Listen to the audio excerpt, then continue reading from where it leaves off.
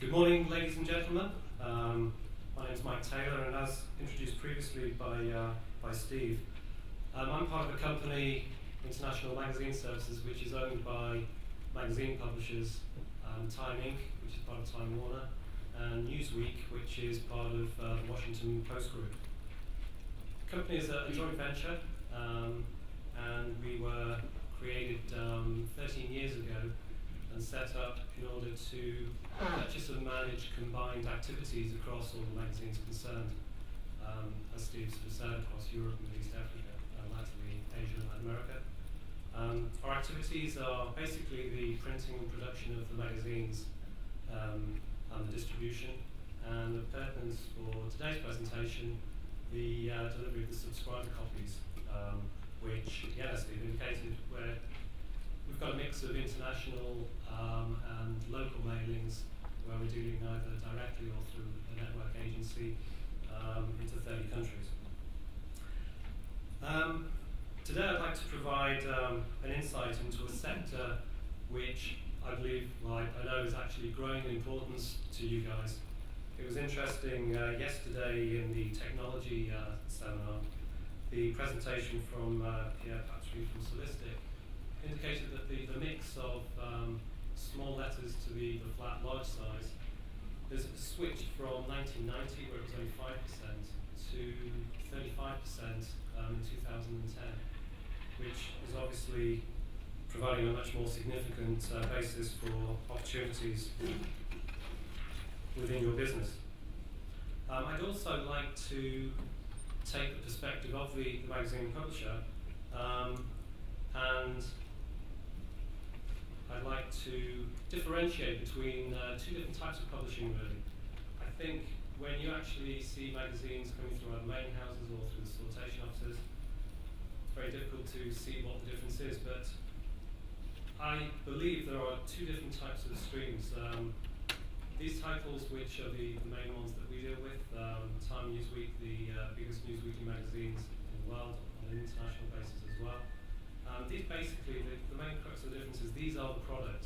The magazine is the product itself, and is under certain pressures, probably the largest of which, apart from the recession, is the move to digital.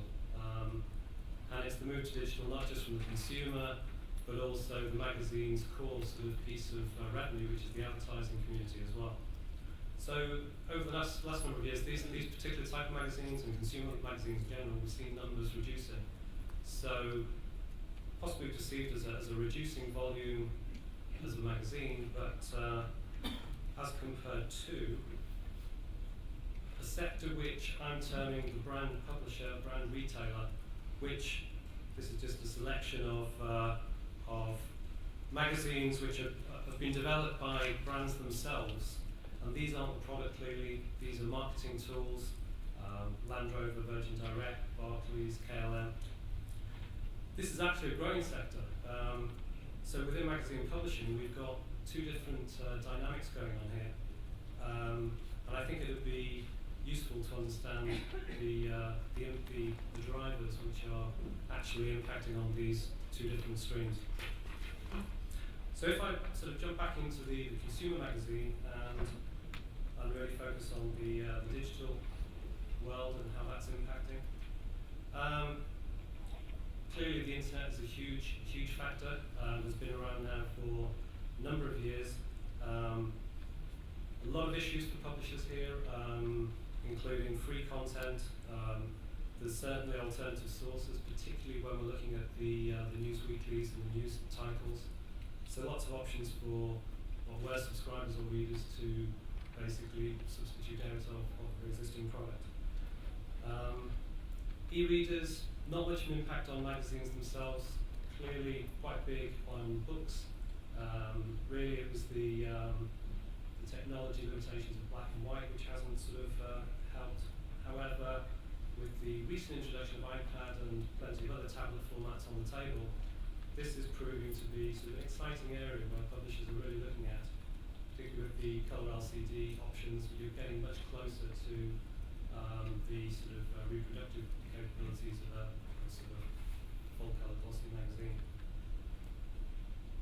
as well as iPads and tablets, we've got smartphones, and as quick as they can be rolled out, apps and the development of social networking is making basically the digital environment for magazine publishing quite sort of broad.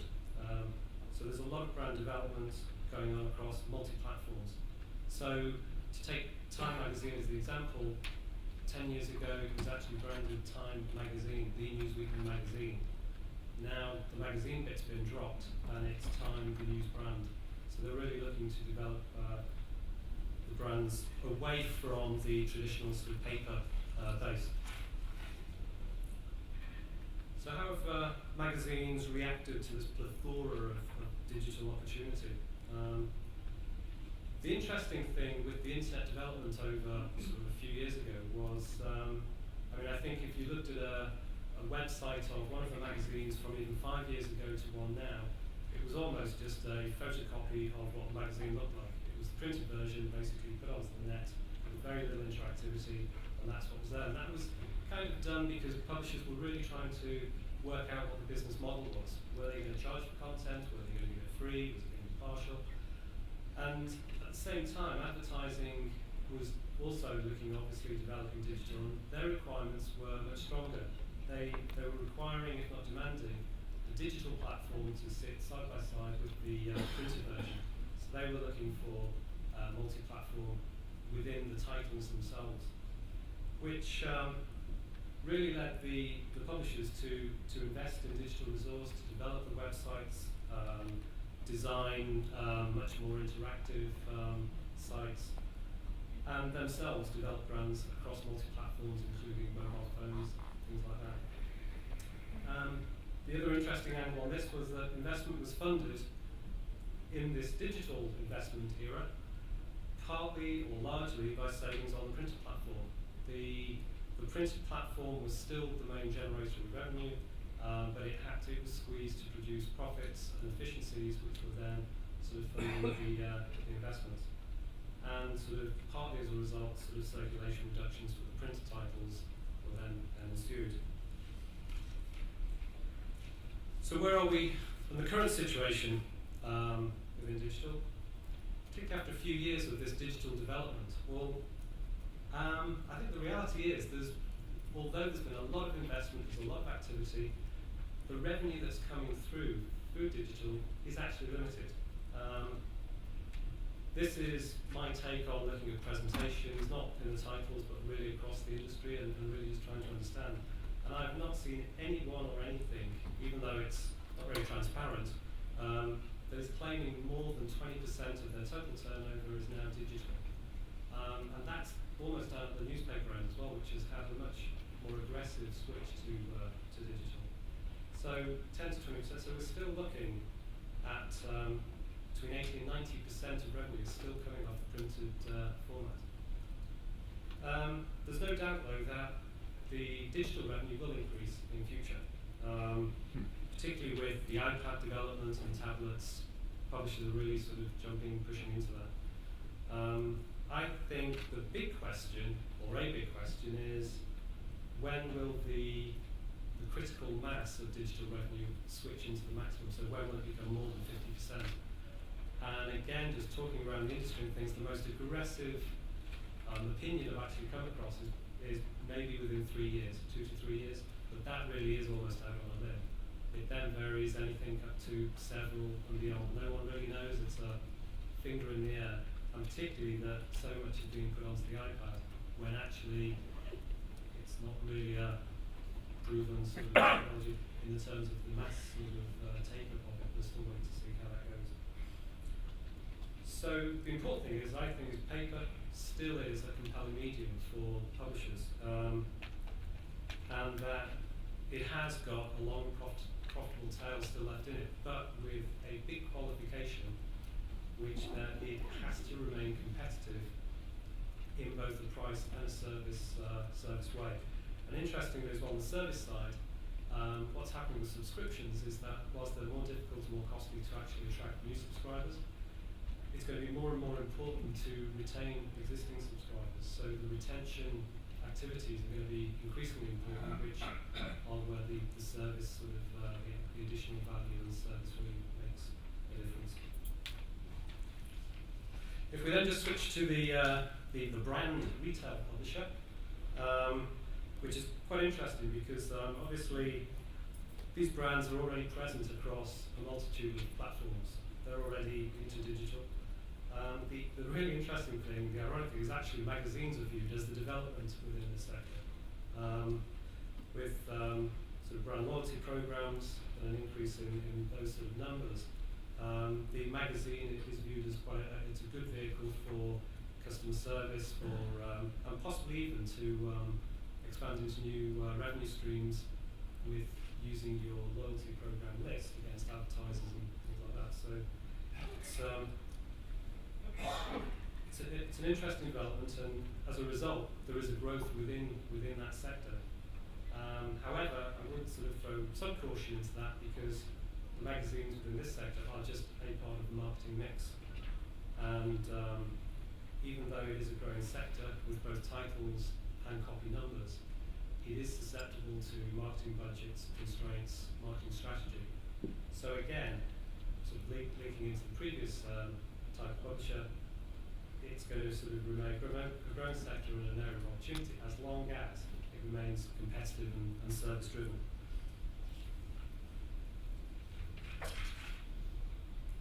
So by bringing these two together, what we do have is, see, there's a significant volume, particularly mailed volume that we're talking about. Magazine subscriptions for the consumer-driven sort of title are under pressure on the low side to reduce numbers from a cost point of view. However, there is actually a pressure to maintain levels as well, in the sense that they need to maintain a certain circulation base in order to be attractive to the advertisers themselves, who still actually do find magazines an attractive proposition. Maybe not to the same volume it was 2 years ago, but they're still advertising in them. And on the brand publishing, these mailings are growing, but as I just indicated before, possibly susceptible to budgets, so a little bit more sensitive and possibly up and down within that. The important thing is both sectors definitely sensitive to cost, definitely sensitive to service levels. So we try and now link that into how can postal providers sharpen up their offerings and really try and make an attractive proposition to both sets of publishers. I think the important thing is obviously you've got to develop new cost models, you've got to offer more choice and consistency, which I think is an important thing. As an example, I use here where the Danish Post offer a low rate for a Monday collection delivery because that sort of fits into their efficiencies. For a lot of publishers, maybe that doesn't suit them, but for publishers either side of that, it would actually be attractive, particularly if the financial benefits offset the potential sort of downside of the either later delivery. However, if that delivery is consistent within circulation, consistency is a lot more important than actual speed of delivery. Rather than having everything for 2 weeks on a Monday and then for 2 weeks on a Tuesday, it would be much better having everything on a Tuesday for us. So putting choice and consistency over speed is one of those trade-offs that may be acceptable. Involve publishers in consult with publishers. In frank discussion, it's easy to talk good news, it's pretty bad to talk bad news, but there's a great example, I think, the USPS in the way that they're reviewing their universal provision and sort of really looking at whether they have to, or whether they can get away with providing a Saturday delivery, has basically involved the various publishers. Time Inc. is a massive customer, and for them it would be, they have to do a lot of operational changes to take into account when they will be delivered on a Saturday. However, if there's enough lead time and the discussion is quite frank and they know what the alternative is, which could be that if USPS can't reduce their cost base so much that their prices are hiked up double-digit increases for the next number of years, then both parties will suffer. Then maybe that is actually a pragmatic approach for Time Inc. to accept and move on with. as opposed to, and I'm quite keen here on naming names, so apologies if anyone's in here, but the recent sort of announcement by Italian Post on their decision on publisher rates, which was more of an imposition rather than any discussion without hardly any notice, which is really not sort of helping either the postal or those publishers who are in a state of flux at the moment, to say the least.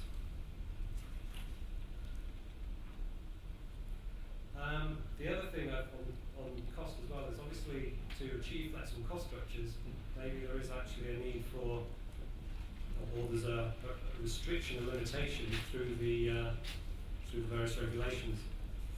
And I think there was an interesting comment from this morning from Lars Nordstrom about the potential sort of reality gap between the legislators and the postal providers in terms of them being able to go forward. So it's not just postal providers who need to also look at this. I think certainly the regulators need to actually take responsibility as well in terms of allowing the operators more flexibility. On service, I think the overriding point I'd like to make on service is that there should be consultation, discussion, and not so much in the sense that meet your customer, ask them what they want. It's almost like, this is what we're thinking of. What are you thinking of? Ideas come out from those discussions. I've seen it so many times that you actually go into a meeting with just one thing in mind, find out what someone's doing, and actually then a whole new opportunity starts going away. And I think it's that sort of open discussion which would really be appreciated by the publishing fraternity. But to throw some ideas out there, consistency for periodicals at the expense of speed, as indicated before. If we know that we can get X% on day A or B, as opposed to X plus percent for between days A and B, may give the publisher something to think about, that if there's a cost reduction somewhere but they're giving up on a delivery, that if there's consistency, they may actually go with that. Technology is obviously something that hopefully we can sort of work with, which mail trackings for large sort of mailings or selective checks. Really this is tying in with more of a proactive customer service. For instance, highlighting delays, trying to be proactive in that rather than us finding out through very sort of expensive and important customers coming directly to us, and then us really firefighting the situation, which benefits nobody. So, really to summarise, how can postal providers, in essence, sort of, what can you do to improve the effective delivery?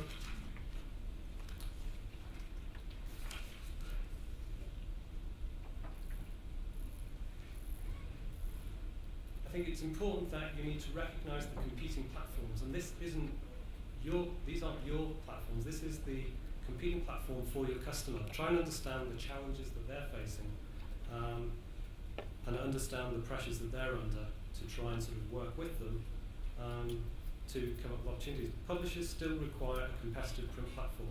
All the talk of digital and things, it's happening, it will increase, but really the volumes and the opportunities are there within publishing still. I'd suggest partner with print to find these opportunities and really develop that dialogue so that there's a proactive strategy and targeting obviously publishers, which is the area that I'm very keen on. And within that is to offer pricing options that offer flexibility, choice and consistency. Thank you.